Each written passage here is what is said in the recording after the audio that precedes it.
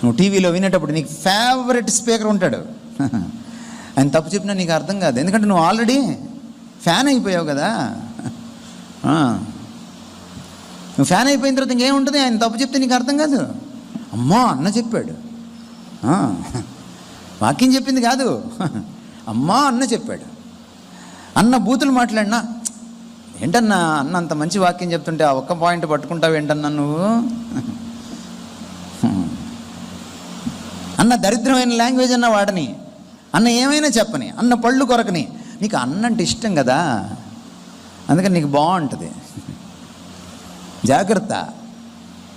నువ్వెప్పుడైతే దైవజనురాళ్ళకి fan అయిపోతావో నీకు భక్తి పోయినట్టే. వాళ్ళు విగ్రహం అయిపోయి కూర్చుంటారు నీ గుండెల్లో. విగ్రహారాధన వ్యభిచారంతో సమానం దేవుడికి, గుర్తుపెట్టుకో. నువ్వు పూజించాల్సింది దేవుడినే తప్ప దైవజనుడిని కాదు. గౌరవించు, బట్ పూజించుకో. నీకు ఇష్టమైన దైవజనుడు, నీకు అతి ఇష్టమైన దైవజనుడు వాక్యం చెప్తుంటే కూడా నువ్వు వాక్య విమర్శ చేయకపోతే నువ్వు భక్తికి దూరం అయ్యే అవకాశం ఉంది. అంత్య దినాల్లో ఉన్నాం.